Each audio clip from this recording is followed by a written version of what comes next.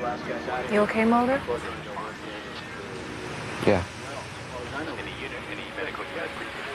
Whatever you're feeling, you did the right thing. It's just that I believe in him. Sometimes when you want to believe so badly, you end up looking too hard.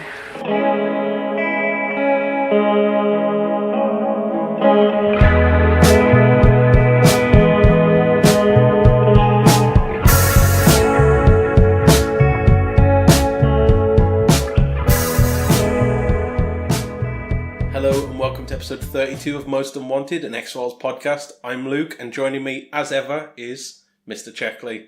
How's it going, my friend? Yeah, not so bad, thank you very much. A lovely intro once again. I like to build up to it. So yeah, and then I just disappoint everybody straight off the bat. We know where we stand with the podcast. Yeah, exactly. Now, I'm great, thanks. How about yourself? I'm not too bad, Yeah. I'm doing better. I'm surprised I'm not more ill and my voice isn't more gravelly. Monday, I felt like death. I was Really? horrible. Yeah, Oh. I couldn't speak. I literally was just in bed all day. I was just like, it's the first day off I've ever off sick I've had in my new job. So it was bad. Oh dear, it's never good. It's going round. I got rid of it a couple of weeks back. I mentioned on the podcast. I can still feel it in my throat coming back. I don't feel bad, but my throat's really gravelly as well. Yeah. Perfect for podcasting. So if you notice a difference in tone this week, then I do apologise. Also, you may hear if it sounds like we're under barrage. Oh yes. At any point. Currently, it's Diwali in. Well, around the world, but not just UK. Not just the UK. Yeah. It's Diwali, so there's a lot of fireworks going off at the moment. Poor planning on our behalf, planning the podcast on this day. Unfortunately, it's one of those things when you don't have a studio, you just sort of have to deal with it. Yeah. If you do hear pops, I mean, we've closed all the windows, doors, and everything. It should be fine. I don't think we'll pick it up, but if we do, you'll know why. Yeah. So, how's your week been? Yeah, not so bad. Not so bad, to be honest. What have I done? Oh, I know what I've done. I've locked myself away for an entire week because Red Dead Redemption came out. Yeah. One of my favourite games of all time. And the sequel came out. And that's all I've been playing. My fiancé hasn't seen a moment of me in the last week or so. I've just locked myself away. It is so good. To be fair, all I can see anytime I go on the PlayStation at the moment is my entire friends list is just playing Red Dead Redemption. Yeah. So it's taken over pretty much. Yeah. I can see why. Yeah. It is just so good. And games now are becoming basically movies, movies that you can influence. And you all know how much I love movies and how much I'm a big film buff. And it just suits me down to the ground. I absolutely love it. So as you can imagine, not much to tell because that's all I've been doing. What about yourself? And also, you don't want to spoil any of it. No, I won't go into that. I think it's definitely a game that, to be honest, if you're going to play it, you'll have played it right now, and that's so wouldn't spoil it for anyone who is going to play. Yeah, I've got it as well myself. I played a bit of it, but I'm not really that far into it yet. But just not had time. But one thing I did do this week is. Me and Tash finally watched something which people have been recommending us to check out for a while, and I'd sort of dismissed it. Bodyguard, it's called. Okay. It's a BBC drama. I have seen it advertised. It was on a few months or a month ago, something like that. It's got the guy from Game of Thrones. What's his name? Something Madden. Who does he play? Rob Stark. Oh yeah, I know who he is. He's a Scottish guy, I think. Could be. Yeah, he's but anyway, he's in this. My God, I've never been more tense watching a TV show. Really? I'll have to give it a shot. From the first episode to the finale, stuff is just constantly happening where you're I don't know what that Game of Thrones sense of I don't know if these characters are going to make it out. Yeah. It is that constantly, but it follows these main set of characters, but you genuinely are there in the action with them. Yeah. What can I say without spoiling anything? The very opening 10 minutes of the first episode is set on a train where there's a suspected suicide bomber.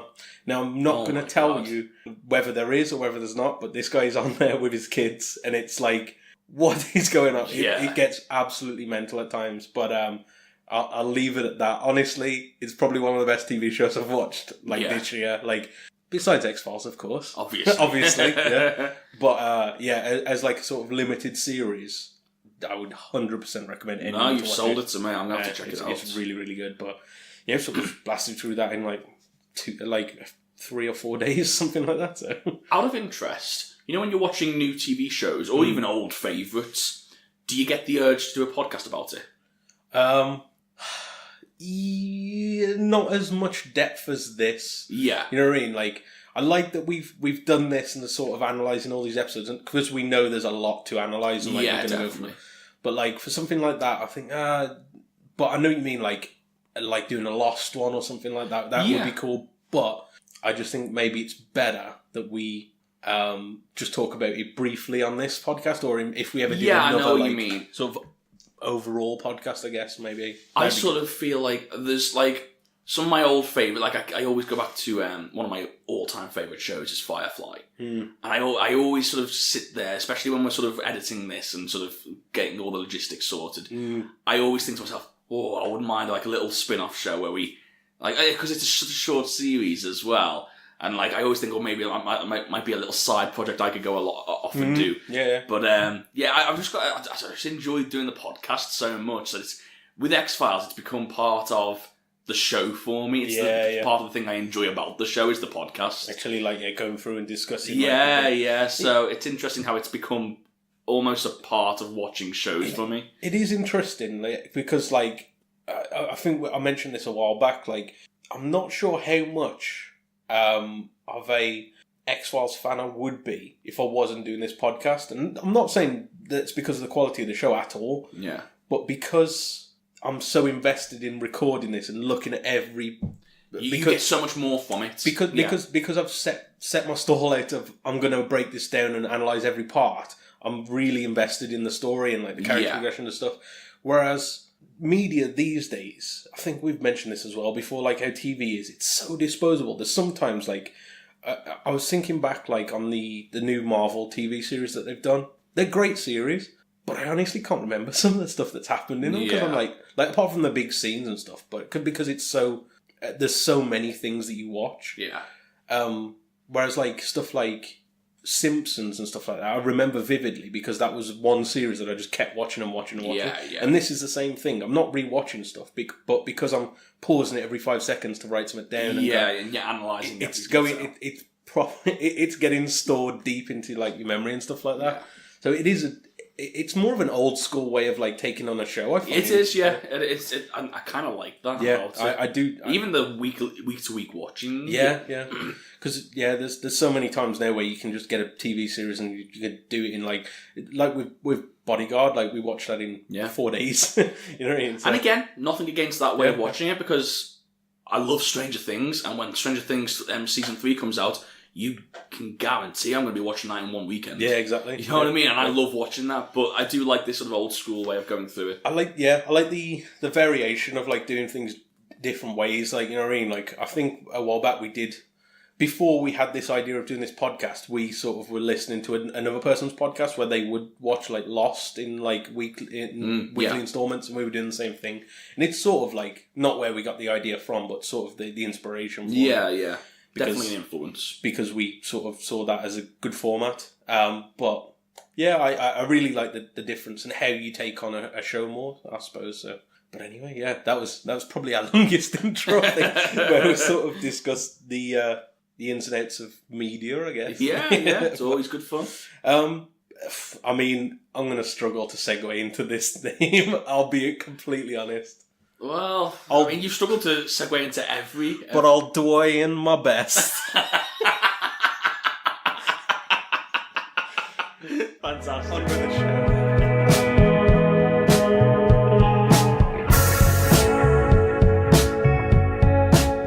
So we're on episode 5 of season 2 of The X-Files. This one's entitled Duane Barry. It was directed by Chris Carter and written by Chris Carter. So... I mean, we'll get into the production notes in a bit. but this is his directorial debut. Oh, is it really? Yeah. Yeah. No way. Yeah. Oh my god, I didn't realise that. Yeah. This. He did a stand up job. I know. Yeah. Yeah. I mean, we'll get into what we thought for the episode, but yeah, this is. It's amazing that this was the first time he directed something. Yeah, I could have sworn he's directed a few more fair. Apparently not. No, he's written them. He's written a lot. But yeah, he's definitely written. Yeah. But anyway, the original air date was October 14th, 1994. So it's that time of the week.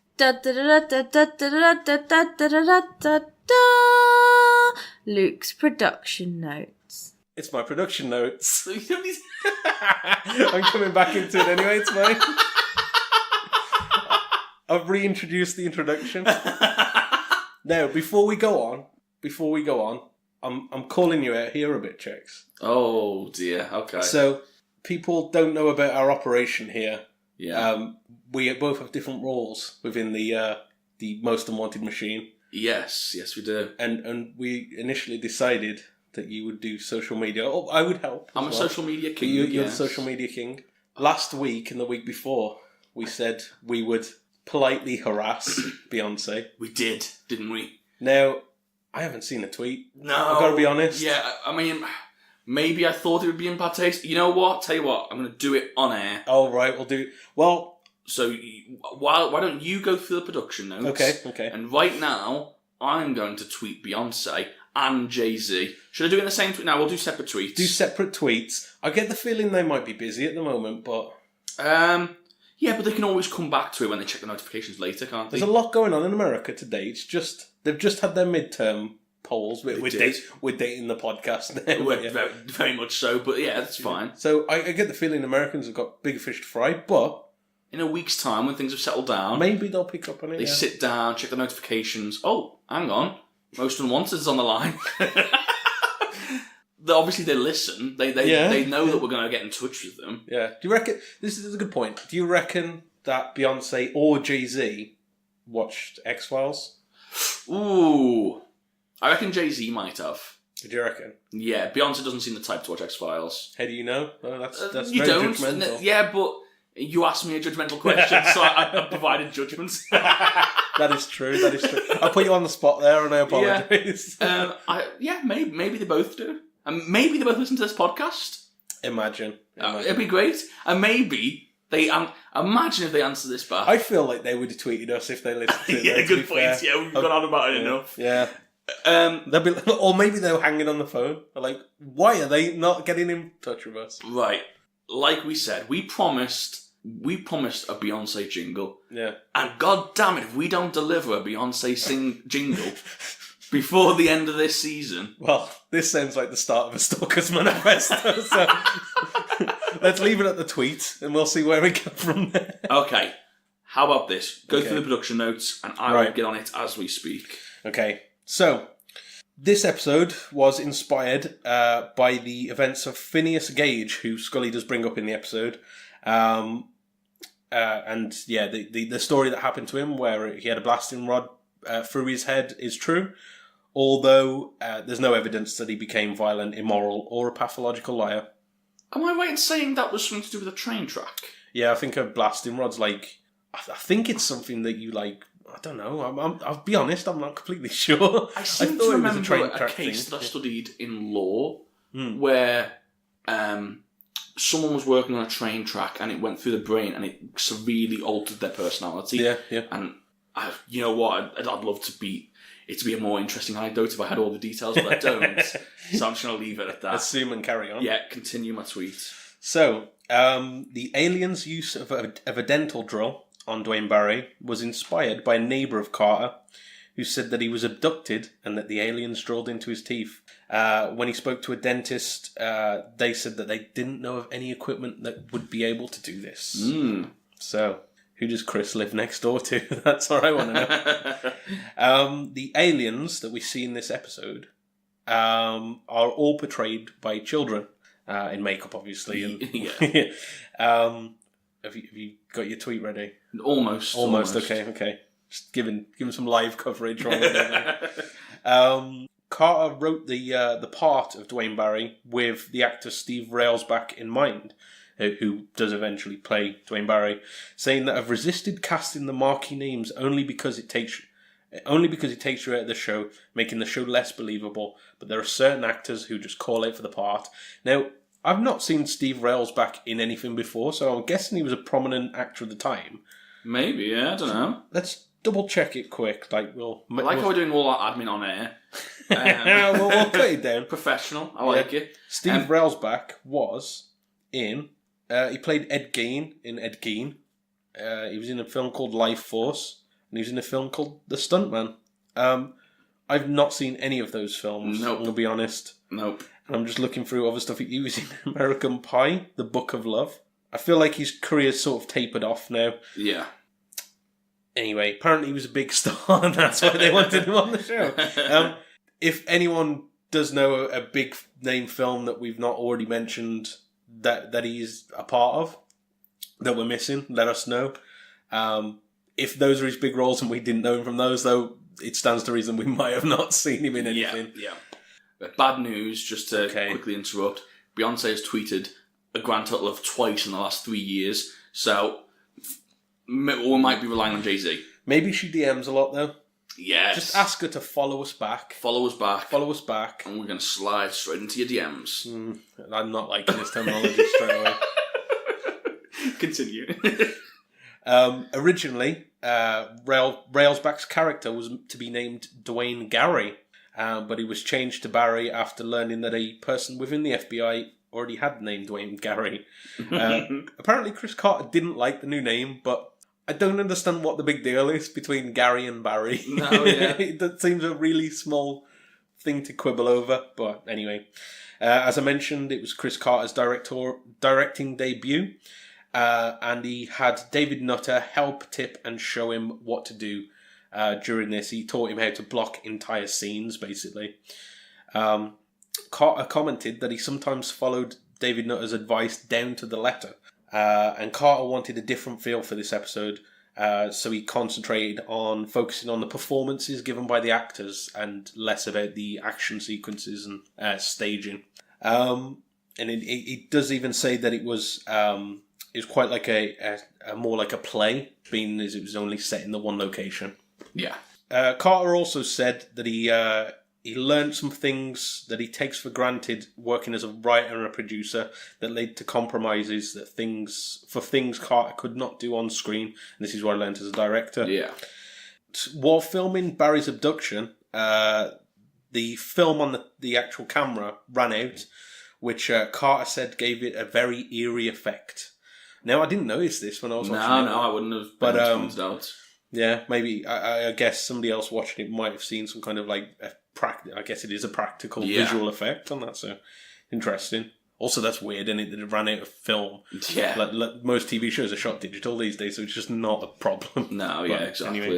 Anyway, Carter was pleased with the outcome, saying he was able to show viewers what he wanted out of the X-Files. This was during the abduction scenes. Yeah. And I think he did, actually. Like, we'll get to that, but like you saw a lot of what X-Files is about in that one definitely. scene. So, the visual effects that the crew used was basically to hang a giant light over the house where Barry was being abducted. It took the course of 45 minutes to shoot the scene.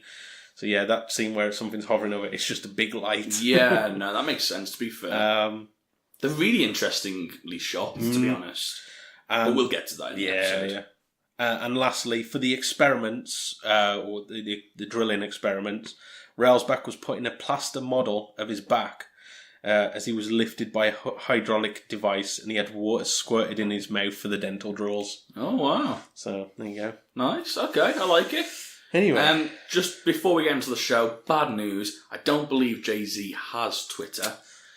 So we're relying on Beyonce. Yeah. But, you know, she'll get back to us. I'm sure she will. She will. She definitely will. And we're going to get a Beyonce jingle. Anyway, on with the show. I feel like that's going to be our catchphrase from going on with the show. Yeah. Let the show begin. Do we have a... Oh, no, we don't have like an intro to the show, do we? Or do we? Or does it just go straight from the production notes into that? Do we have like a... We don't have music, do we? No, we don't have any. On with the show and then we'll just go. We just carry on with it, yeah. Not now. That's fair. So we start off at Pulaski, Virginia. Now, I've got the date down here, but I don't remember it actually saying the date in the show. Did it say the date of... No, I think it gave the time. The time. So it says here, and this is sort of a giveaway, this is June the 3rd, 1985. So it doesn't say that at the beginning, does it? I don't think so. I don't think it did, no. But to be fair, I always ignore the date and times anyway, because they never make a difference. No, not so I always just write the location, Yeah. Anyway, we see a shot of a starry sky, and it pans down, and we see this house just in the middle of nowhere. Inside, it's dark, and we can hear a TV. And we see a dog come out, get some food, and the camera follows this dog around. And then we see a man who's lying on a bed watching TV. Or he's asleep, isn't he? Yeah. Listening to TV. And this is Duane Barry, as we find out later. The TV cuts out and cuts to static. The dog starts whimpering. Yeah. And we start seeing figures move past the windows. I had to rewind this a few times because I didn't know what it was exactly, but this becomes very apparent quite quickly. Duane sort of wakes up and gasps and says, "It can't be." And then we see the room fill with a bright light. Then we see multiple figures sort of silhouetted outside. Yeah. And it's quite obvious what these silhouettes definitely are. They are like the classic alien looking... Yeah, the humanoid alien figures. Yeah. What are they called? Greys, aren't they? Like that. I think that's the typical the definition of them. And he starts saying, "No, not again." He starts screaming. And then we see these aliens who are watching over him. The dog starts barking as it's now outside the house. I didn't really explain how they got out there. It just was. And we pan up from the dog, and we see that there's a spaceship over the house now, and it's basically beaming down into the house. This is huge. Yeah. Like, what? And they don't build up to it either. This is the first time we've seen it, like, 100% guaranteed. Previous episodes, we've seen figures, we've seen shadows, we've seen this and that, but it's always like, you can always like, oh, maybe it was just hallucinating, maybe it was this, maybe... This is the first time I was like, no, we've just seen aliens on the show. An alien abduction. And we know what they look like now. Yeah. They're clear as day. So, wow. Yeah. What a shot. Even the UFO with the wow, what a shot. It was a hell of a start, wasn't it? Yeah, like, I literally went, oh my, okay. Yeah. Okay then. We're going there this episode. I didn't realise how quickly it would ramp up the mythology story behind this, and which is strange because I didn't see this episode so much as a mythology episode. Obviously, we find out at the end that it's a two-parter. Yeah, the next episode is definitely a mythology episode, without a doubt. I feel like this one, it's a very clever way of doing it, because I feel like this one is a kind of Monster of the Week type episode. I know there's no monster, but you get my drift. So there was a note that I left out of the production notes, because I didn't know. I thought I'd bring it up when we actually do mention that it's a two-parter. It was originally meant as a solo Monster of the Week episode. Yeah. So it wasn't meant to be this, but then it flows so nicely into it. Due to what's her name? Gillian Anderson. Sorry, I'll get the character's name. Because of her pregnancy, they needed a reason to sort of get her out of it, which we'll see more about in the next episode. Yeah, it's hard to talk about this episode on its own. It's a linked episode, so we will refer to the next episode, but obviously we'll save the critical analysis until the next episode. But 33. 32. 33. You're right. 33. I thought you just said 3 initially. I was like, we've gone a bit more than that. After that hot start, we then go to Davis Correctional Treatment Center in Marion, Virginia. And this is apparently present day. Again, I don't think it actually makes the distinction, but if you're following the series, you know that there's a big time gap between that. We see multiple inmates walking around, and we see Barry being led by a guard into a doctor's office, and we meet Dr. Del Hackey. He basically introduces himself, asks how Barry is feeling, and the doctor wants to go over a few things. Barry is refusing to take his medicine, apparently, and says he doesn't like the way it makes him feel. The doctor wants to talk and asks him why this is, and tells him that this medicine's for a reason. He doesn't want him to hurt someone else, or hurt someone again, he says. Yeah.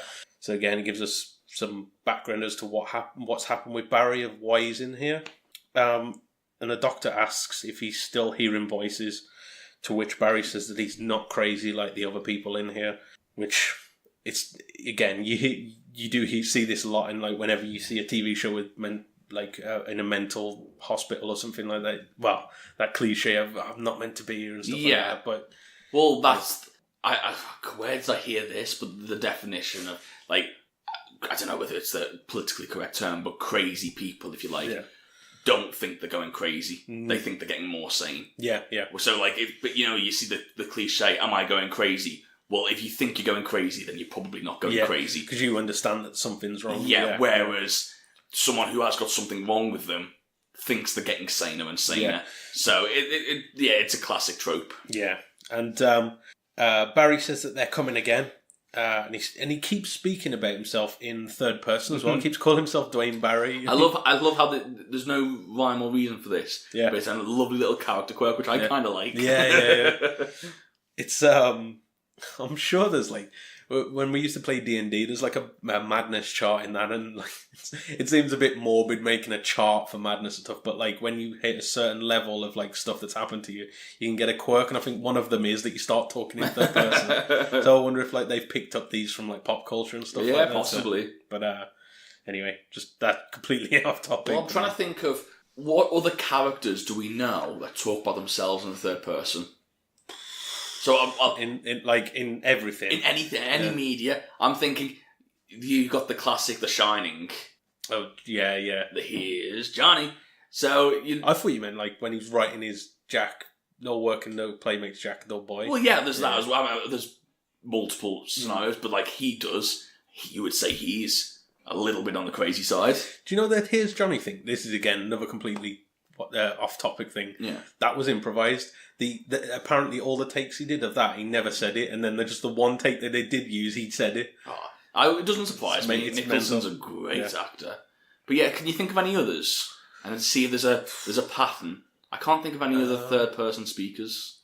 No, off the top of my head. No, need a bit just more. The one, and he was crazy. So there's correlation there. Proof. It's a connecting dots. Yeah, we've got two. We've got two now. Yeah.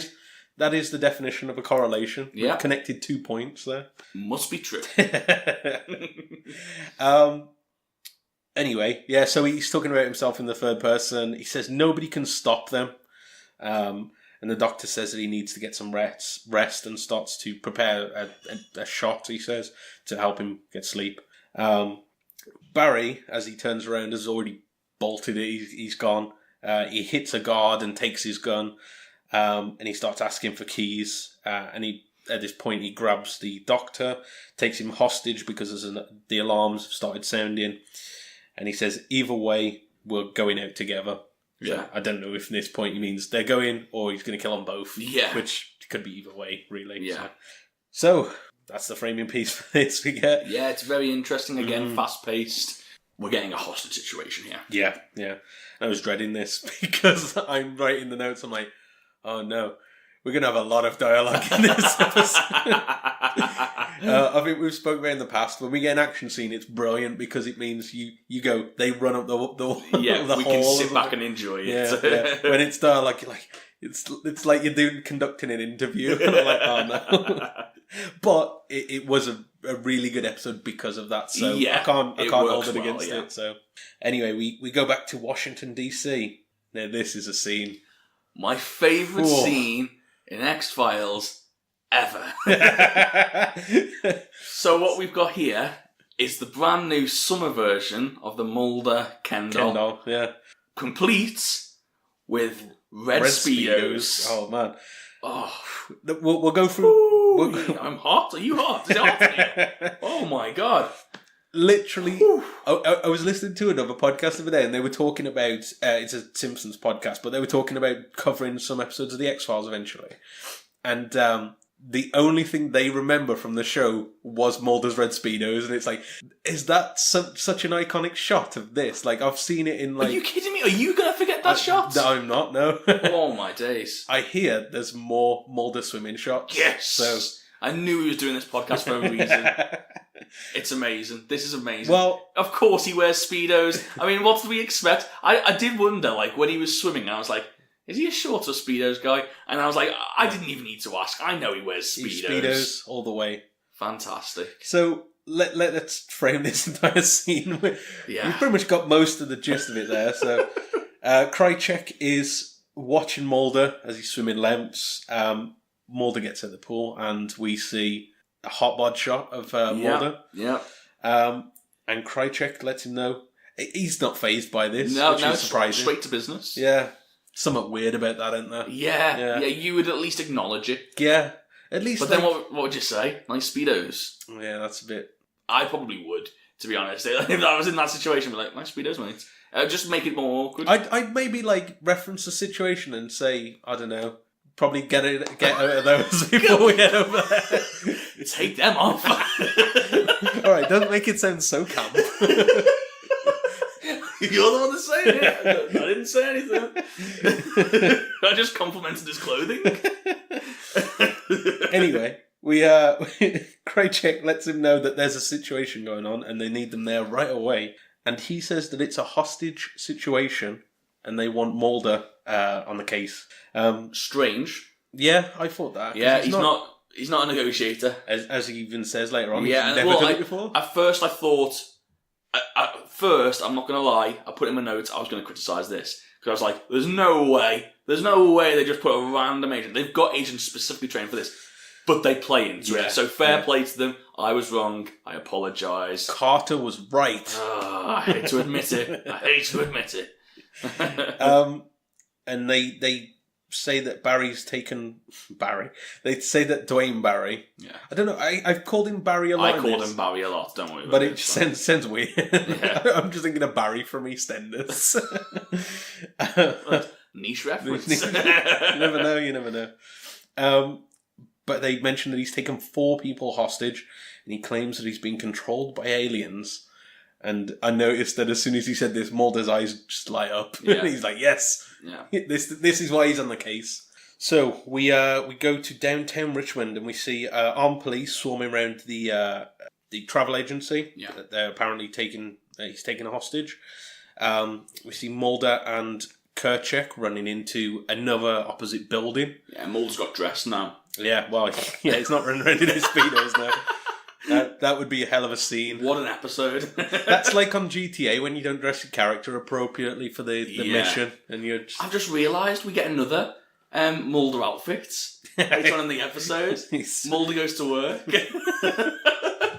I like in this one, like in his swimming outfit, you've made him into some kind of like lifeguard Ken or something. Basically, like that. Yeah, complete with like life vest, the boy thing that he has under his arm, like proper. What's the Baywatch style? Yeah, I like it. Comes with like 5 unique phrases. Baywatch Mulder. It's spooky. That's one of his phrases. That's one of the phrases. Spooky. He doesn't even say that. Don't trust anyone. That'll definitely be we cut inside this building that they've run into, and we see Agent, and we find out her name is Lucy Costin. And she's looking at this printout that she's just got. She greets Mulder and Krycek, and she says who this guy is in there. Well, we already know this, and starts giving him the details on the gun that he's got. I don't need to go into detail about that. Nah. But, sorry, can I interrupt you one more time? I know I keep on going off on tangents. I hate the name Krycek. I think I spell it differently every time I write it. Yeah, autocorrect really does a number on mine. Really, honestly, can't they just call him Bob? What's his first name? Alex, isn't it? Yeah, Alex. Okay, Alex I'm going to start calling him Alex. I just call him Krycek. Good for you, Mr. Speller. Don't worry. I don't think we'll be seeing much of him in future. Oh, interesting. Go on. Well, we'll go over what happened next episode. Yeah, okay, fair enough. I think after that, I reckon there'll be some kind of confrontation. I think could be. We'll see. We'll see. We shall see. We'll see. Do you want to say we'll see one more time? We'll see.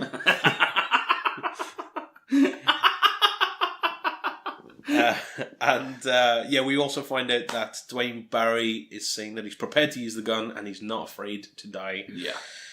Mulder asks what he wants, and she says he wants safe passage for him and Hackey. He asks where this safe passage is to, and we find out it's to the alien abduction site that he's apparently been abducted from.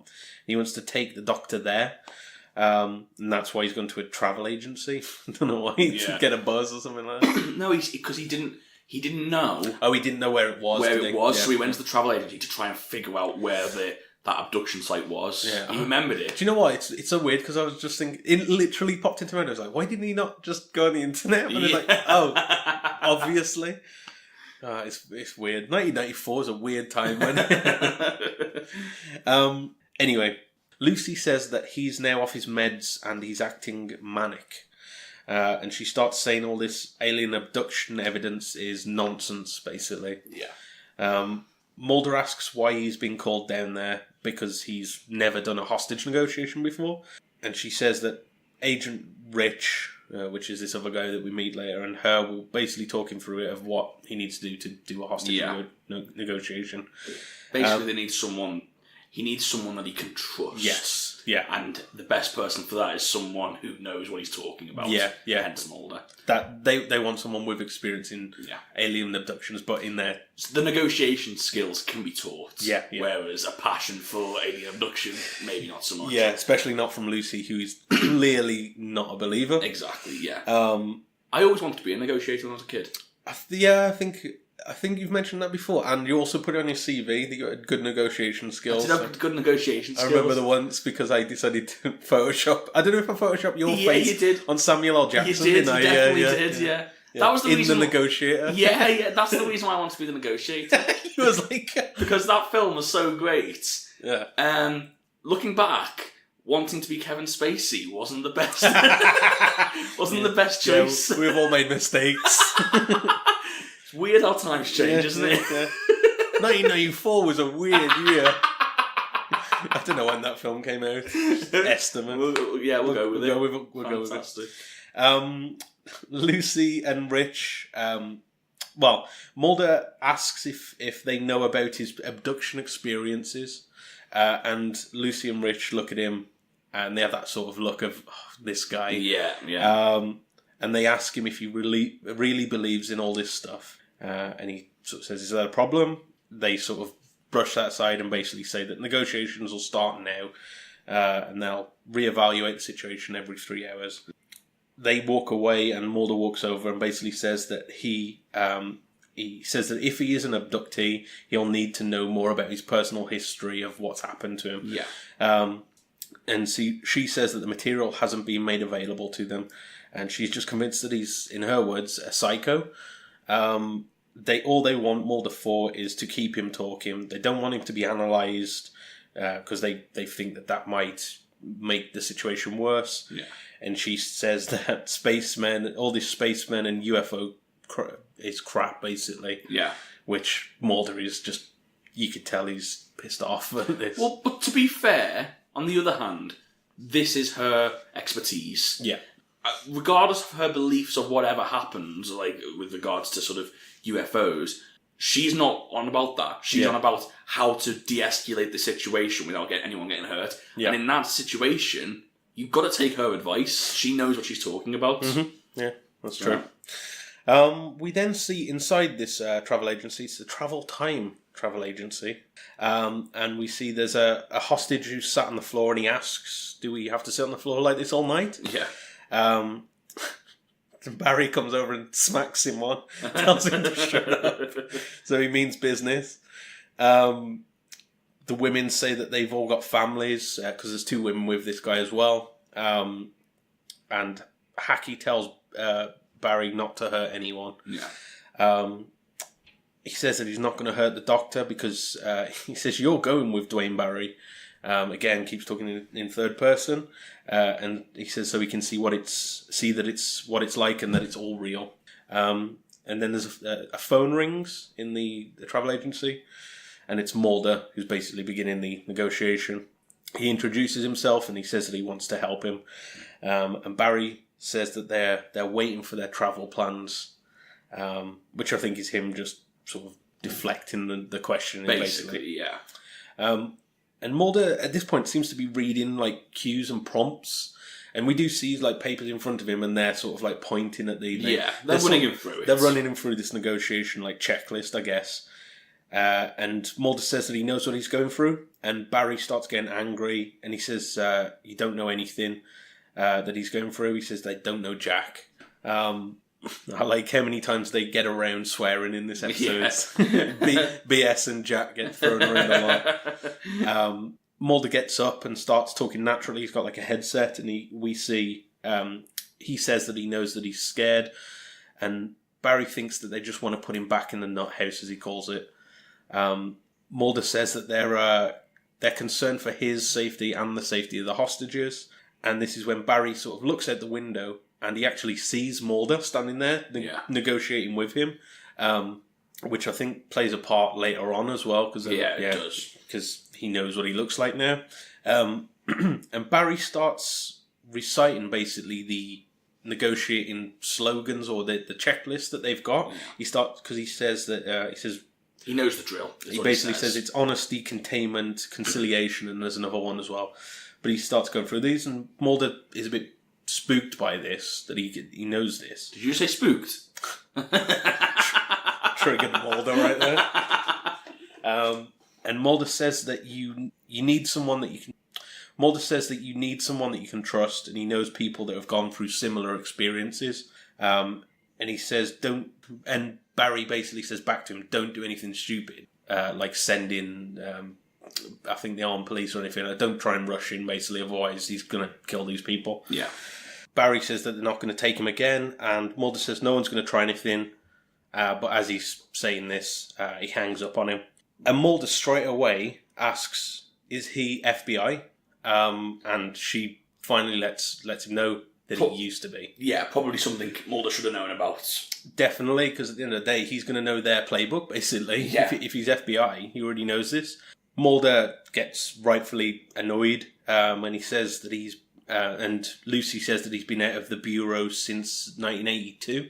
And he's been in mental hospitals on and off for over a decade, which sort of matches the timeline at the beginning of the episode as well that we saw. Mulder says that they want to keep it quiet, and they're trying to get the FBI to police their own, and that's what's going on here, and that's why he's not been told a lot of this stuff.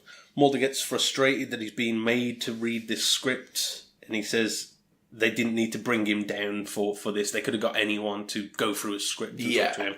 But at this point, Rich says that the script that he's following is proven to work at winning trust of... Which is what I said earlier, that they know what they're doing at the end of the day. Yeah. But I can understand why it's frustrating. Yeah, because I think he's the type of person who hates being shackled to a process as well. So yeah, he's a typical gut instinct type of it. He's a maverick. He's the the definition of a maverick. And Mulder says that Barry's afraid, and he needs to, and they need to understand what he's afraid of. And Mulder asks Lucy if she's ever spoken to an abductee, and again she starts rolling her eyes, looking annoyed. And he says, "Have you ever spoke to anybody who's done this?" Because they describe basically having their brains sucked out through their nostrils while being wide awake. And he also says, "Would she like?" It's a creepy sentence. Just reading it as it's typed out, he asks her if she would like to know what they do to women's ovies. It was a creepy way to talk about it, but I think that's what he's trying to do. Yeah, he's trying to creep her out. Yeah, I think that's definitely the vibe he's getting. He's trying to sort of make her feel uncomfortable with maybe trying to get her on his level, Barry's level. Yeah, do you know what I mean? Understand why he's so afraid. Exactly. She doesn't seem interested still. At this point, she just thinks it's all mumbo jumbo, basically. So Mulder says that they'll need to alter their approach because of this, especially knowing he's ex-FBI anyway. Krychek weasels in after Mulder's stormed off and asks if there's anything he can do, to which Lucy starts giving him a coffee order. Puts him right in his place. Yeah. I just thought... cigarette smoking man's gonna fuck her up. She gives this sass. Anyway, we cut back to the FBI headquarters now, and we see Scully watching the TV report of what's going on. Yeah. Again, Scully in a lot of sitting down roles. There was one point in this episode where she's filmed entirely from behind. Yeah, in the office. Yeah, that's really obvious. You can almost see her, like, a baby bump. Yeah. You really can, Yeah. so... But, anyway, she's watching the TV, and her phone rings, and it's Mulder. And he asks what the media's basically been saying about the situation. And she says that it's just an escaped mental patient, and Mulder lets her know that he's former FBI and an alien abductee, which I thought was naive on Mulder's part, because I don't think the news would ever put that on a news report. Scully starts logging into a computer because Mulder asks if he can find anything on Barry. Takes the case into his own hands.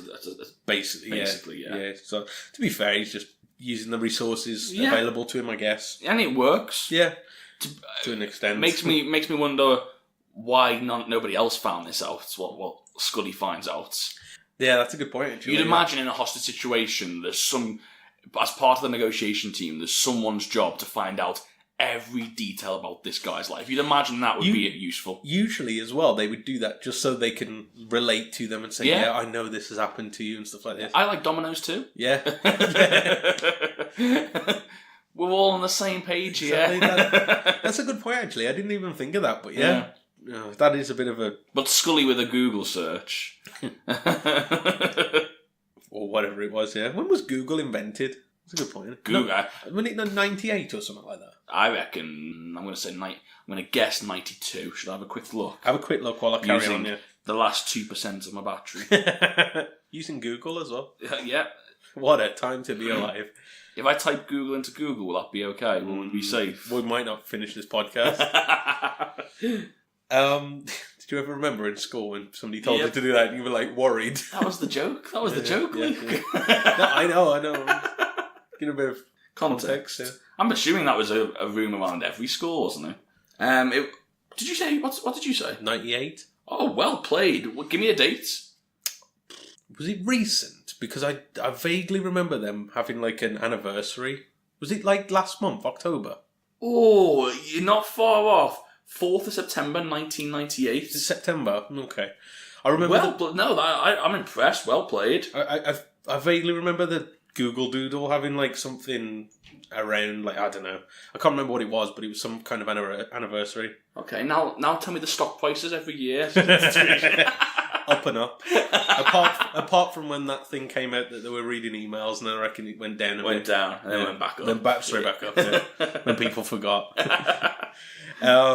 Anyway, we while they're on this phone call, Mulder and Scully, the power goes out in the building, and the police all start looking around and seem to be confused. It cuts to Barry, who is also in the dark, and he's sort of pointing around, just spinning around with his gun. Yeah, he starts to panic. We cut back to the other office, and the FBI ask if this is a tactical procedure, basically, because they've got like armed police as well, and they might be leading it. Which they're also in the dark. Yeah, no one knows what's going on at this point. Yeah. So it's everything's cut out, and then we see a bright light outside, and then we hear gunshots as everybody starts taking cover. It cuts back to Barry, and it appears like he's just firing wildly in the office. It goes to black. I don't feel like I need to keep making these dark puns. So. They say they've lost the line to Barry, so they've lost this like phone line, and the police say that there were 4 or 5 shots. And Mulder asks for the number for this travel agency so we can call it from his cell phone. We find out that it was a substation that's apparently blown, and the entire power to the block is down. Mulder gets through, and Barry says that he told him. He says, "You didn't believe me," and this is him insinuating that this was aliens. Basically, they were doing this.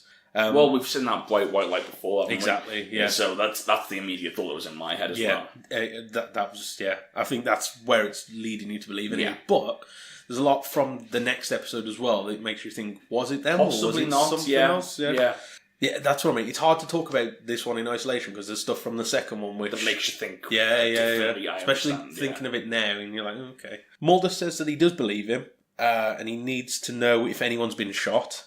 And this is when we see in the other office that The male hostage who got biffed in the face earlier has now been shot.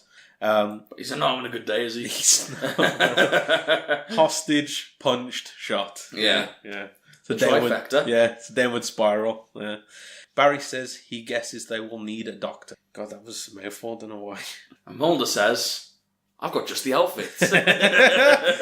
Oh shit! Well, we get another change. We get a change. Brilliant. This Ken doll analogy is working out brilliantly. Dr. Mulder. Dr. Mulder. Dr. Mulder. Para-Mulder. Complete with stethoscope. We all have our things that we can't say then, apparently. Yeah. Doctor's pad. So we see them start prepping Mulder. They give him like an earpiece or some kind of... It looked like it goes on the top of his head or something like that. No, it goes inside. Does it go in his ear? Yeah. Which is why they do say that it cuts off all sound, like ambient sound, from that ear. Okay. So he can only hear what they say to him. Oh, right, okay. And they start telling him if they need to... basically, he can alert them if he needs to send him back up. They're basically prepping him to go in. Yeah, so he's going in as under the guise of an ambulance. Yeah. A paramedic, if you like. But we know this is probably not going to work because he's already seen Mulder, or at least at a distance, so he's going to know what he looks like.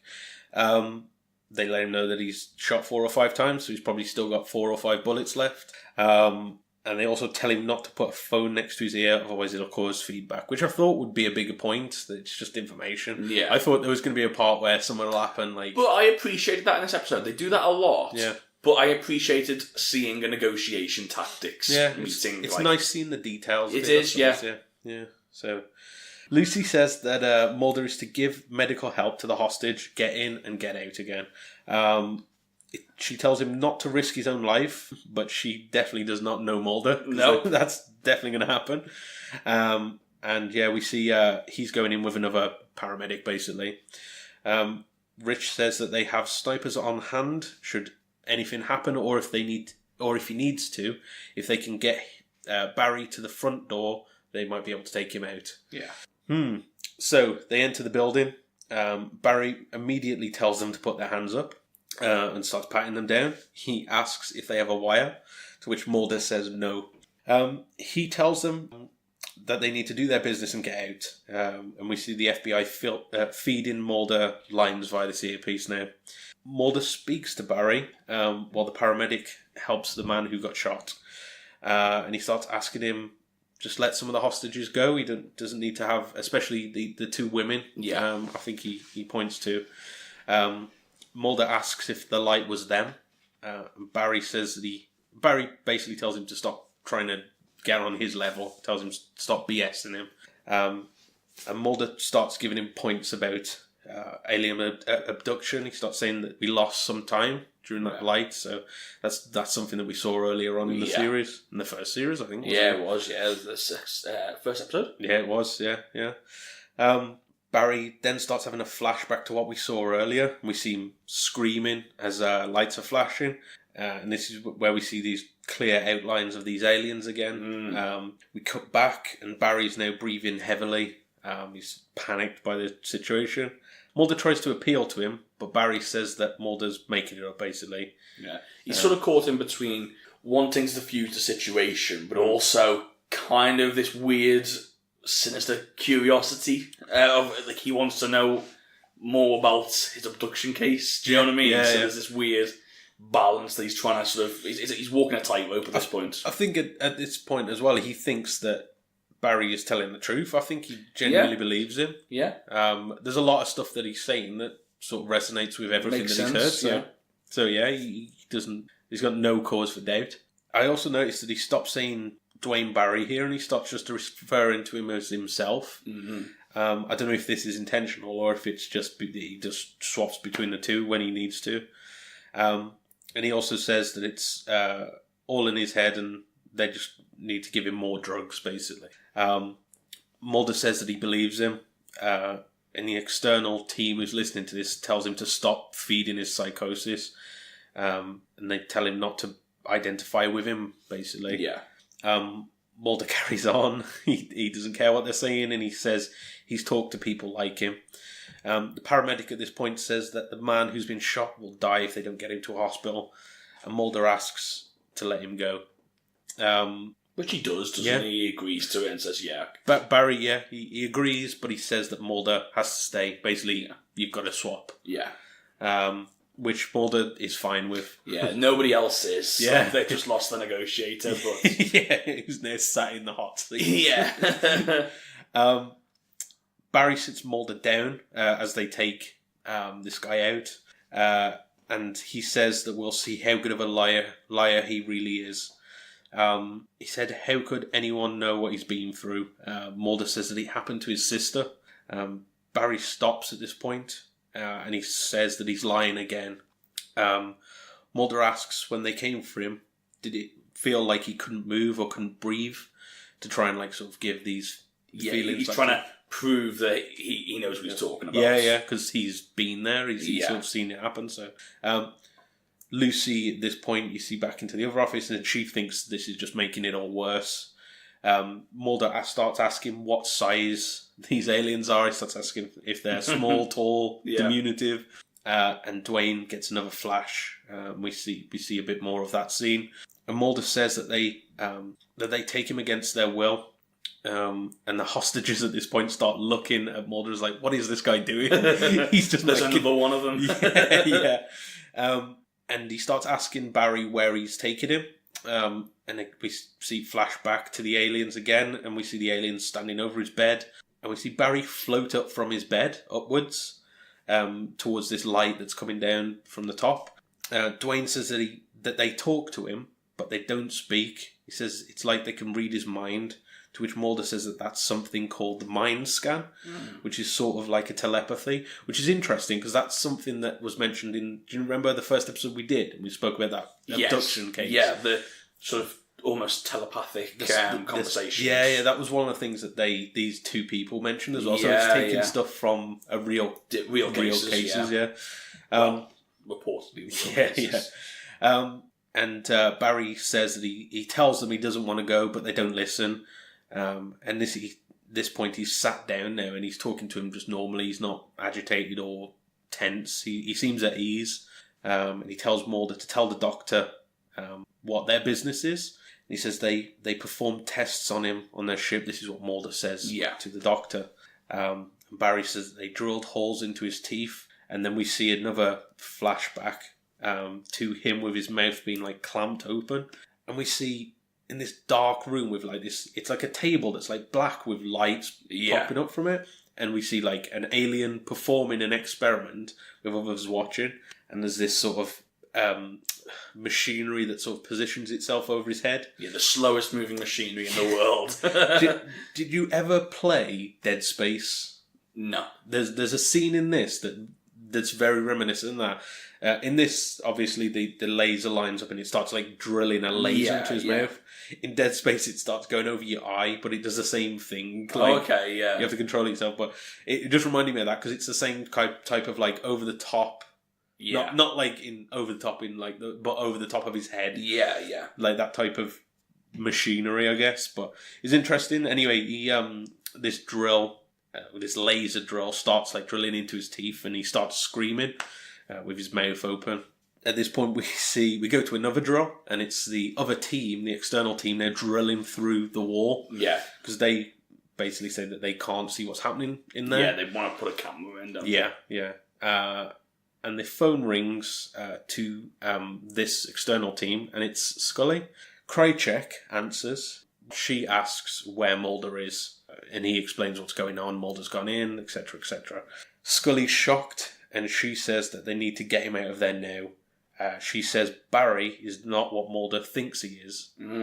So, the plot thickens at this point. Yeah, interesting. And this is the point where I thought to myself, okay, are the aliens real? I was like, I was really made up about the big sort of reveal at the beginning of the episode, and then I thought, oh, please don't tell me this is like just in his head. Yeah, and then...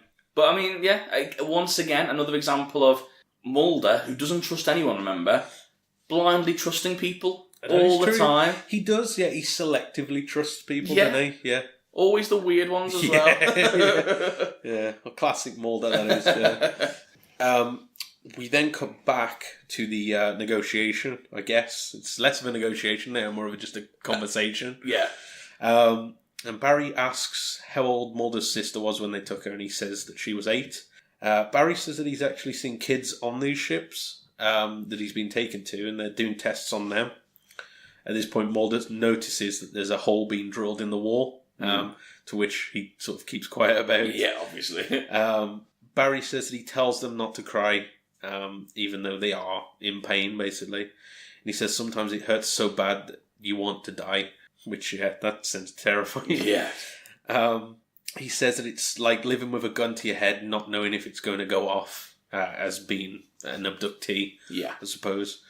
Mulder says that he can let the other hostages go and just keep him. Barry laughs and says if they'd have heard him talk like this, they'd have his ass, sort of revealing his FBI knowledge, I guess, knowing that that's not protocol. And they seem to have connected now. They actually seem to be on a level. Yeah, they do, yeah. The team start passing a camera through this hole in the wall now, the external team do, and it shows a full picture of the scene. And we see, at this point, we see Scully shouting. And again, this is that shot where she's got her back turned and she's just shouting at someone. Yeah. And then next time we cut to her, it's just her face. Yeah, she's shouting at this officer, saying that she's had to fly all the way down here. Krychek goes over and tells Scully to calm down, to which she does not take kindly to that. Nope. Which, to be fair, I don't think anyone would. If you tell anyone to calm down, yeah, it's such a... It's a patronising thing to say. Yeah, it's a dick move. Yeah, I'll put it out there. You're telling someone to calm down, instantly it elevates the argument. I can't think of any time anyone's ever told anyone to calm down and they've gone, you're right. It instantly makes it worse, yeah. Anyway, Scully's annoyed and Lucy comes over and asks what's going on. Scully says that it's been a critical misjudgment, and she says that Barry has a rare state of psychosis. She shows his medical records, saying that in 1982, which was the year he got discharged, he was shot in the head and it went through his bilateral frontal lobe. She states that this has destroyed the moral centre of his brain, and she says that this happened about 100 years ago to a man named Gage, which is what we mentioned earlier on in the episode, who had a blasting rod that did the same thing, and Scully states that this made him a pathological liar, and he started acting bizarrely and violently and had a tendency to act out his fantasies. So, again, this is sort of throwing a sort of spanner in the works as to, can we actually trust Barry, or is this all just made up? Part of his sort of psychosis, yeah. Exactly. And Lucy asks how Scully got involved in this, and she tells her that Mulder called her, basically. Scully asks if there is a way that she can get this information to Mulder, to which we know they can. Yeah, easily. We cut back and we see Barry's now still talking to Mulder, and he says the government knows about all this, the aliens and the experimentations, and he says that they're actually in on it. He says that they're working together in a secret cooperation, a secret corporation. Yeah, is what he actually says. So we then see another flash, and this time we see that the aliens are there, but there are also 2 men in black suits. It looks really weird. It looks like peeping toms. Yeah, they don't look like they're like watching on as in an official capacity. No, they look like they shouldn't be there. They're like, ooh, what have we walked in here? We'll let ourselves out. I do like that these were just wearing like the typical like black suits and stuff like that. They're Men in Black. I always call them Men in Black, because that's basically what they are. So we see those, and Mulder starts asking who in the government knows about this to try and get some more concrete information. But he doesn't really get an answer. No. He's just quite vague about it. Barry says that the government knows why they are there, but they won't let the truth out. So they cooperate with these aliens, basically. Yeah.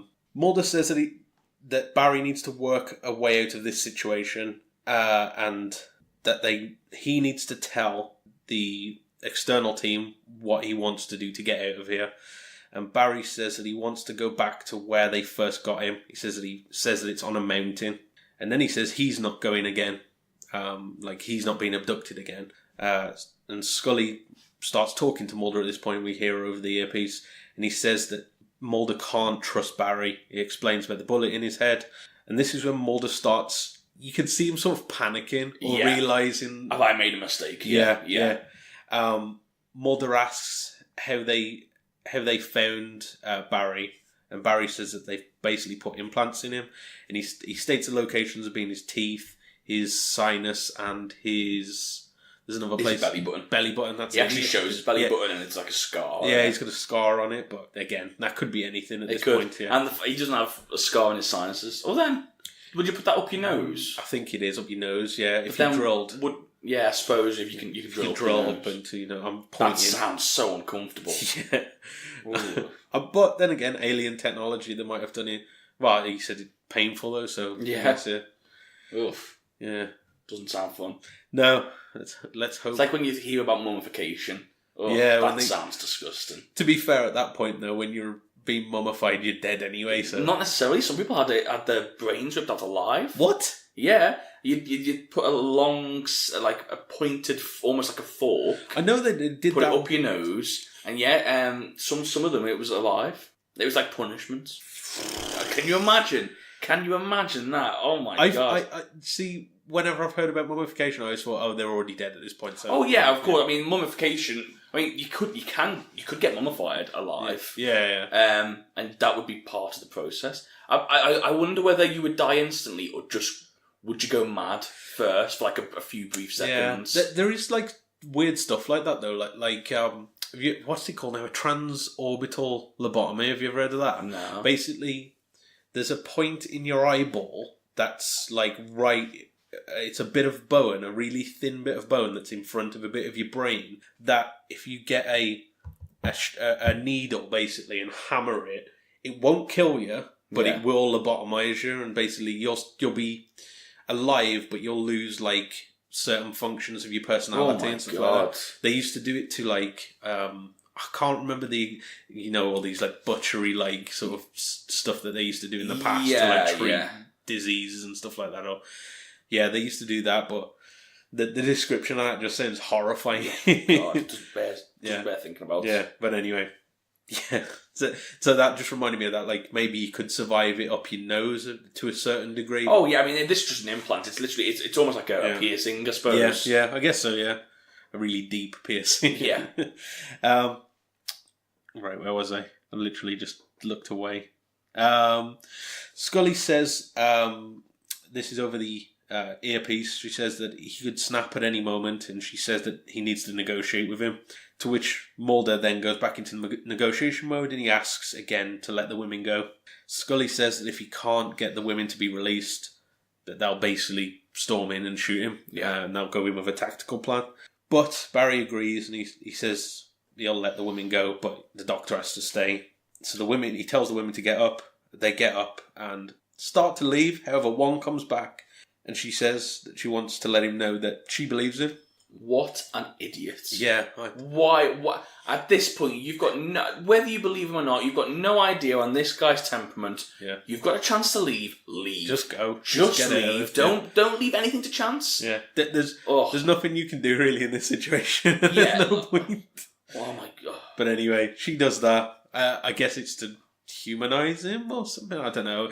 It's more storytelling. I don't think anyone in real life would It's a storytelling mechanism. Yeah. What an idiot. Yeah. Oh. Maybe she's got Stockholm Syndrome in an hour? In 40 minutes. She's really susceptible. The team outside say that they can see him now standing up as some more armed police starts surrounding the building. And Scully then tells Mulder that the teams are coming in. And at this point, I was like, are they just going to storm in with the two of them in there? And now that the hostages are out, or most of the hostages are out. Barry starts saying that he wants transport to Mulder. That's what he ultimately wants in this deal. And we see a red dot appear on his head. So we know that snipers are trained on him. And Mulder, sensing this, they're going to shoot him if he doesn't do anything, tells him to just come over. He wants to show him something. Or he calls him over, Yeah. And Mulder says there's something he wants to ask first. And this is because he didn't believe Mulder at first. He asks Barry if he's making any of this up. Barry doesn't take kindly to this. Yeah, this does not go down well. Barry gets really annoyed and goes back to exactly what he was like when Mulder first went in there and first spoke to him. He gets annoyed, starts asking him if he's calling Barry a liar, and he starts pushing Mulder back, and he's getting really agitated now. And this is when Mulder, you can tell he's flicked a switch, and he's like, now he's just thinking about the hostage. He realises how dangerous this guy is, yeah. Regardless of what information he might have, it's not worth the lives of other people. Exactly. So Mulder does what you always hear about in hostage negotiations. If it breaks down, get them to the window. Any way you can, you get them to the closest window. And at this point he says, when those women left, you forgot to lock the door. And he says that you should go over and lock it. So he does. Yeah. Quite simply, he goes to lock the door, and we see a red dot appear on his chest. And this is when he realises as well what's happening. We hear a gunshot and glass shattering, and the screen goes dark. Well, I've got a bone to pick. And again, I'm picking bones more for humour's sake than anything else, because I really like this episode. It's picking more bones than those mummies. I like it. Yeah. I like it. How many kill shots have we seen in this series from just random people on the streets? A guy attacks someone on the lift. To be fair, this is a trained tactical sniper. So why didn't he shoot his head? He's taken hostages. To be fair, I think snipers are actually trained these days. I don't know if it was in '94, but I think they are trained these days to shoot it's called the center mass, I think, which is like your upper body. Well, they actually mention it in the beginning of the episode. Yeah. What they're trained to do is shoot the back of the neck. Yeah. Which is an instant kill. What's it called now? And it releases your motor functions, so you wouldn't squeeze a trigger, you would release the gun. What's it called now? Abdullah Oblongata or something like that. That sounds right. It sounds fancy. I'm probably butchered it. I know that was what they used to do. I know these days they don't. They actually teach you to shoot centre mass. But we're not in these days. That's true. We're in this day where they've literally told us they're going to go for kill shot. That is true. And we've seen, in literally the last 3 or 4 episodes, if a guy punches a guy in a lift, bang, shot to the head. I know, If a guy holds a Bible up to an officer, bang, shot in the head. It's all kill shot. And then this guy, we'll be alright. Maybe he had to make a tactical call and he had to take the shot. He made the wrong one, didn't he? Because we know what happens. Well, unfortunately, we see blurry figures, and then we cut to Barry. He's there. He's still alive. He's been taken away by paramedics, and Mulder and Scully are watching on. And Scully asks if Mulder is okay. She says that it was the right thing to do, and Mulder says that he did believe him. And she says that when you want to believe someone, you'll look too hard into a situation to try and try and see what you want in it. But anyway, we'll find out more about Barry in the end of this episode and into the next. Yes, we will. We then cut to a few days later, I think it is, at the Jefferson Memorial Hospital. And Mulder enters and we see Lucy's there. Lucy thanks him for how the situation was handled, to which he says he thought he was called down just to be chewed out, basically. Yeah. She says that Duane, I've been calling Barry all the way through this. She says that Barry is in a critical situation, but he's stable. And then we see him in a hospital bed, basically. Lucy says that his record, his FBI record, was exemplary, and his accident was actually a bit of a mystery. She says that he was shot by his own weapon in a drug stakeout and was left for dead in the woods. Which we know is a very common trait of abductions. Yeah, whenever they're not getting shot in the head, but being left in the woods. Yeah, that's as soon as they said that was adding more fuel to the fire that maybe he is telling the truth. He's tried to kill himself. Yeah. That's what's happened here. Yeah. He was about to get abducted and he's tried to kill himself and failed. I didn't even take that, the shot in the head. I thought maybe he has actually had something happen to his, was it the orbital lobe or whatever it was, and they've just covered it up by saying it's a gunshot to the head. Maybe the aliens have actually with his own gun, though. No. They put something into his head and they whoever has done Oh, the okay, autopsy yes. said, "Oh, he shot himself or something." Yeah, like that. I assumed it was. I mean, He shot it himself. could very well be that. He said he wants. Sometimes they torture him enough that he wants to die. True. There's that. Well, I suppose don't it know. can be taken different That's ways. the thing. I didn't see it that way, but yeah, it could easily be that. Now we're saying it, so yeah. But again, I think a lot of the explanations in this is left open to interpretation. Yeah, definitely. So yeah, you can come up with any theory you want, really. Yeah. But anyway, she says that he basically lost everything after that. He lost his wife, his kids, and his house. And Lucy says that she actually called Mulder down for another reason.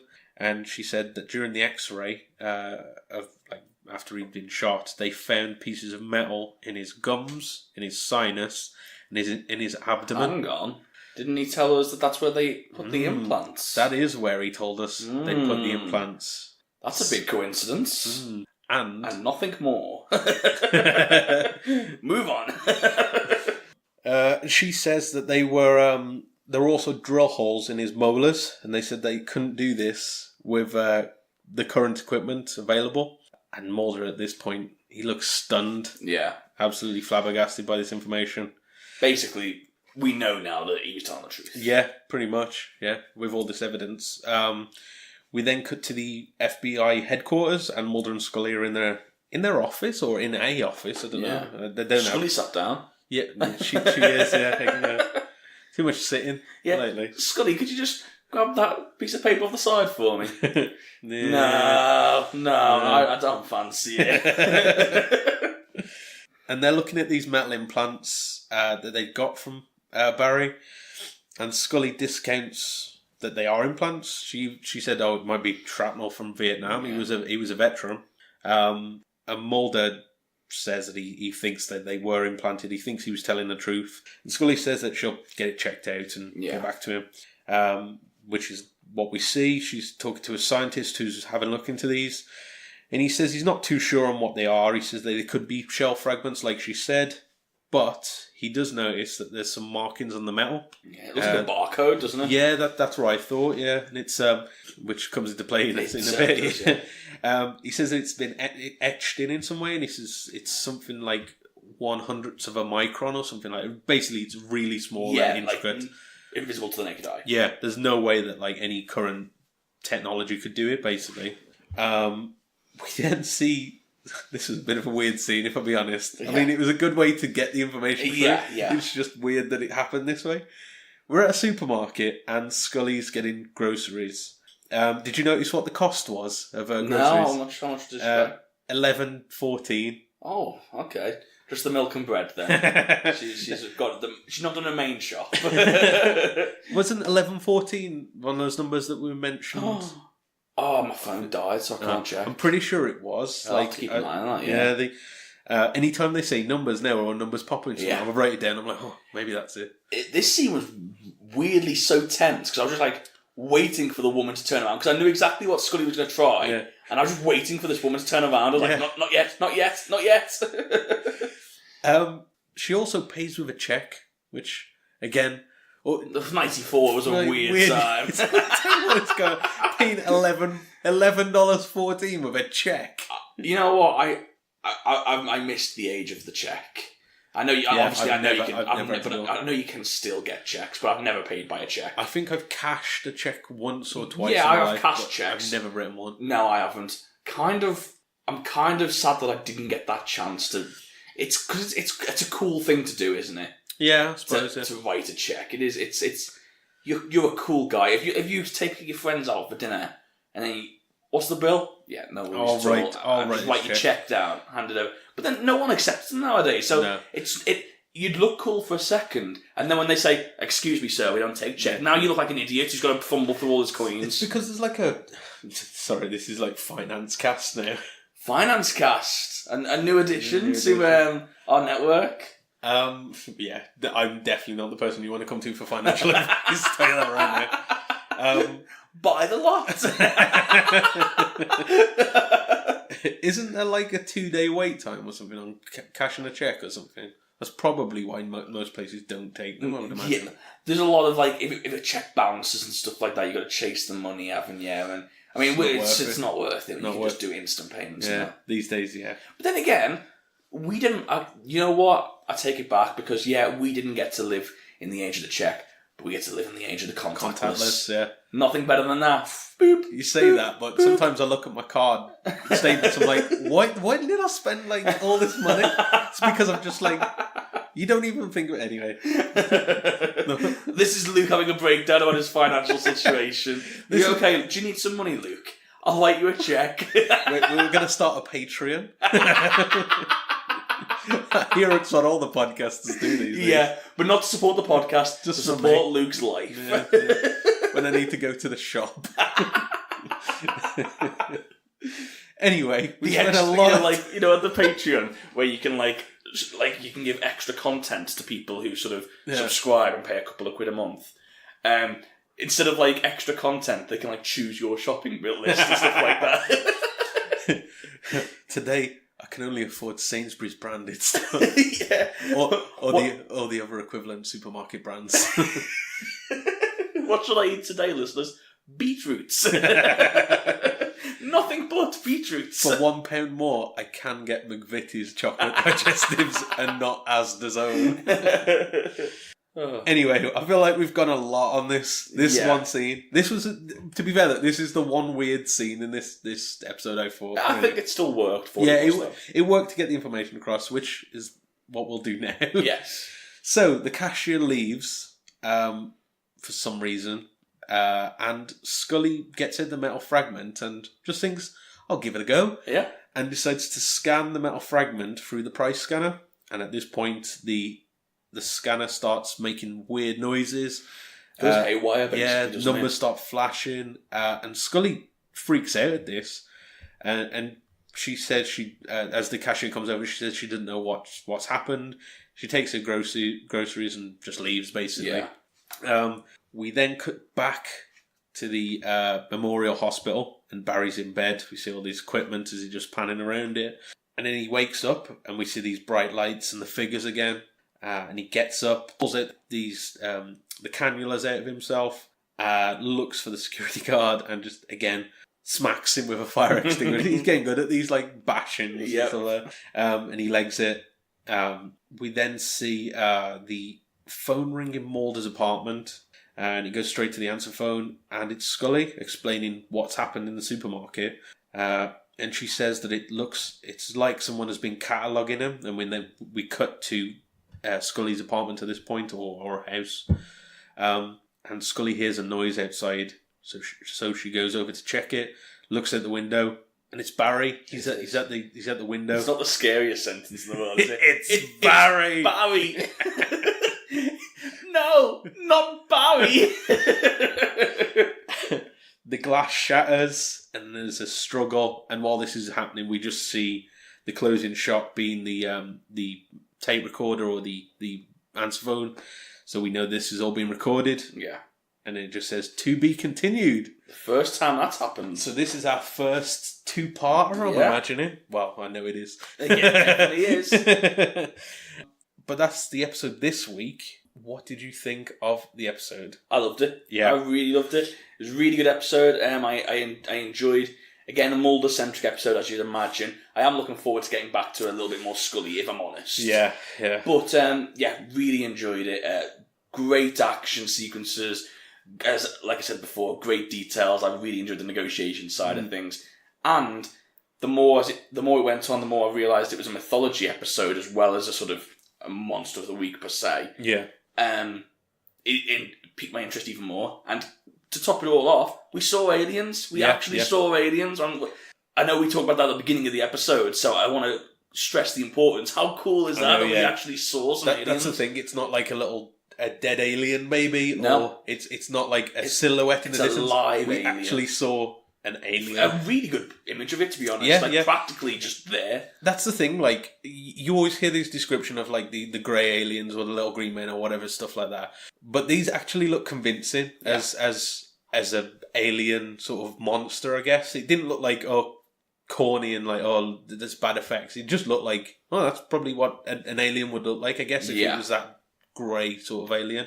Yeah, it was a really great episode. Like, it was really tense. Like, a lot of the scenes in it, and it was interesting that it was more dialogue heavy. Like, I know we're joking at the beginning saying, oh, it's a negotiation, I'm going to have to take a lot of notes. But I actually really enjoyed that part of the episode, that it was pretty much just a conversation. Yeah. And it just showed that... It was a mind game, wasn't it, between the two of them? It showed that the X-Files can do that. It doesn't need to have a super in-depth, sort of like science-heavy sort of like episode like we did last week, where it was Sleepless, where it was this big science or pseudoscience like story around it. This was just, a man got abducted, and then it's his struggle. Well, I think people really respond well to that as well, because if you look at popular series now, like Game of Thrones does that phenomenally as well, where yes, of course, there's the big action sequences and there's the big Hollywood blockbuster scenes, but what Game of Thrones did so well at the beginning, which made it the show it is today, is it had those tense conversations where they was just as good as a sword fight. Yeah. That back and forth between two characters and like a battle of wits almost. Yeah. And this is the very similar vein, so it does it really well. And I think there's a lot can be said for like good TV series when you can say its dialogue is its main point. I know, like to sort of look at something else from a similar time period, like Buffy was always commended for like, it had all these like similar kind of things where it's like these fantasy plots and stuff. But ultimately, at the end of the day, it's just about human conversations and human dialogue and stuff like that. So that was what grounded it. And it's the same with this. Like, this is just a man who is in a tough situation talking to another man who can relate and try and work it through it. It just so happens that this man got abducted by aliens. Yeah. So, but it was a really good episode, and the to be continued hook at the end was perfect, because it really did. I know I have to watch this for the next episode, but this was the first time where I've literally gone straight into the next episode and didn't have a break. I didn't wait. I just went straight into the next episode. And I think that's the first time that's done that. Like, that I've been compelled to just check out the next one. Instead of pacing myself again. So I think I'd give it 9 out of 10. But then, obviously, the Mulder in Speedo scene boosts it right up to 10 out of 10, maybe 11 out of 10. Because that was what my main takeaway from this. I mean, it's getting hot again, isn't it? It's heating. Feeling okay. I'm really glad we've seen that scene as well now, because it's, like I said, it's referenced in that Simpsons crossover episode that they do. And now that I know where it's from, it's a lot funnier. It's not so strange. Because when I initially saw it, because I've seen that Simpsons episode before I'd seen the X-Files, so it was just a weird scene where he shows him a picture of himself in the Speedos. And I was like, okay. Now it's funny because I'm like, you understand there, but that is an iconic scene. I think that's probably more iconic than seeing the aliens standing over. So when you do the episode like post, it's gonna be Mulder in his Speedos. Yeah, I think there's no other image that can sum this episode up more than that. Really, that's gonna be the one. So, I think that's it for us. We do have some emails, actually, so We do. I am so sorry, Luke. You've done a phenomenal job of this episode, because I know it was a very dialogue-heavy episode. Yeah. I know I could see the amount of notes that you had to read. Yeah. Great job, mate. But my phone did die, so you have to do all the feedback as well. I'm so sorry. Or you can pass me your phone and I can do some. No, it's okay. I'll do the feedback as well. I'll sit here and make witty comments. Okay. We got a comment on our Podbean episode. Okay. This is from Eleanor Chan 22, who is also Ray on Twitter. Who mentioned before. Yeah. She says, "Thank you guys. Glad you're still having fun with the X-Files.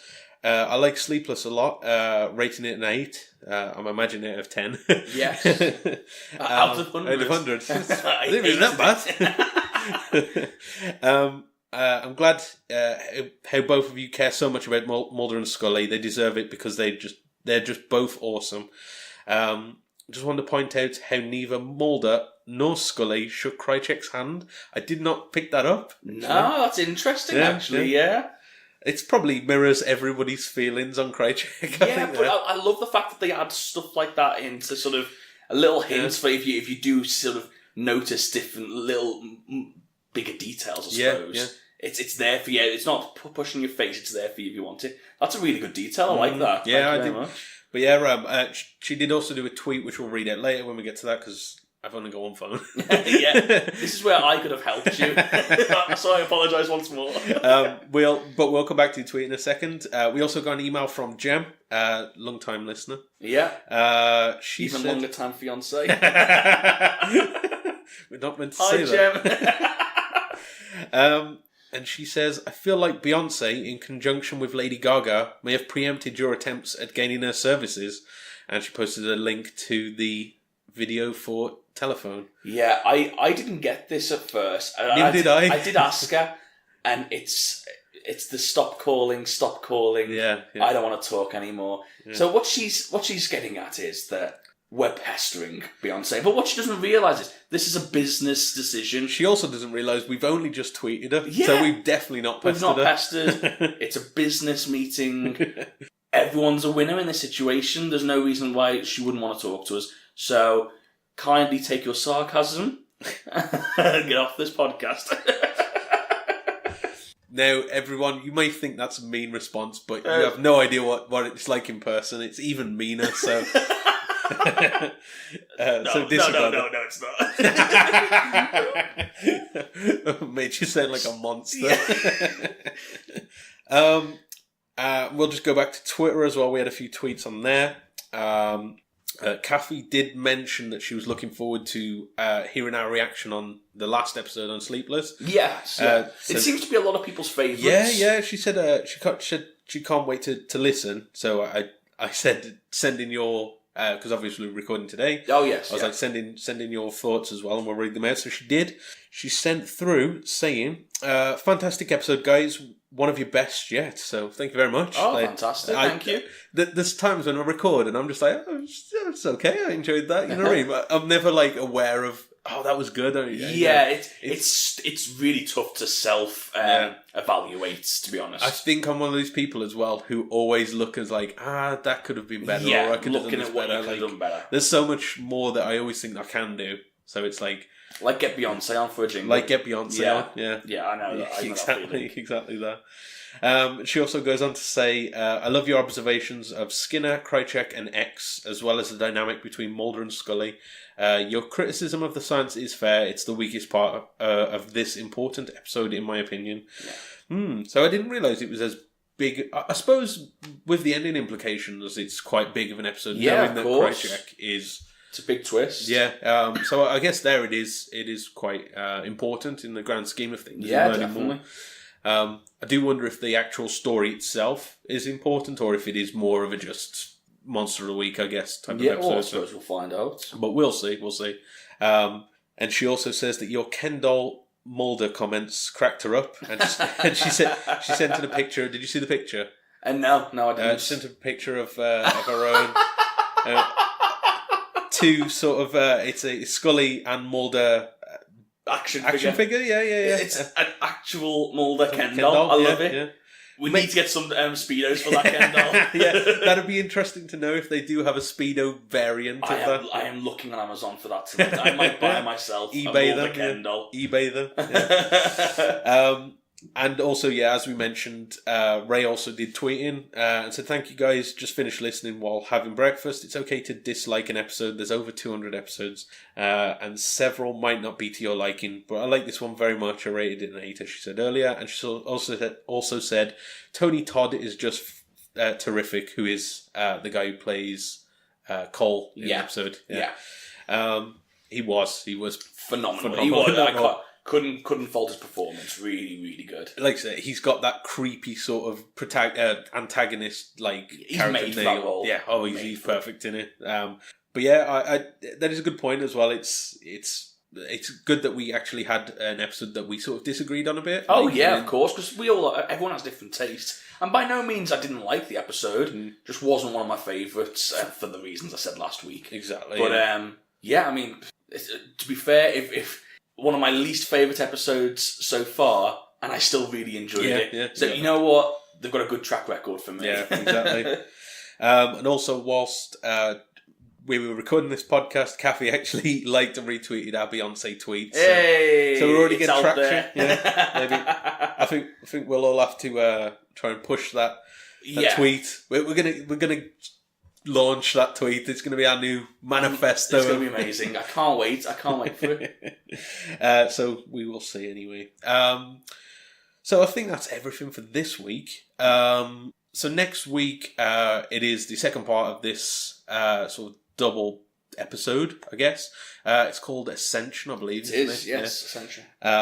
So we'll pick up where we left off next week. But for this week, I've been Luke. We haven't finished with that one before, have we? We're going back to it. I love it. I love it. Old school. And I've been Checks. And we'll see you next time.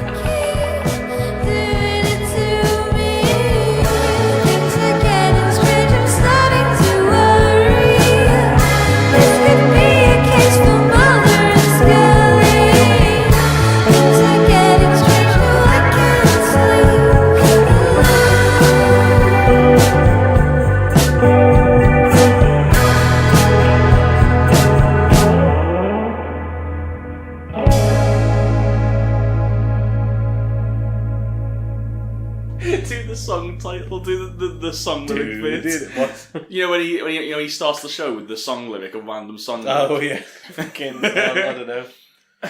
Do you want me, baby? I was going to go with something relevant. Things are getting strange. I'm starting to worry, ladies and gentlemen. Welcome to Most Unwanted, an X-Files podcast. What song is that? It's our theme song. Well, our bloopers are sorted earlier.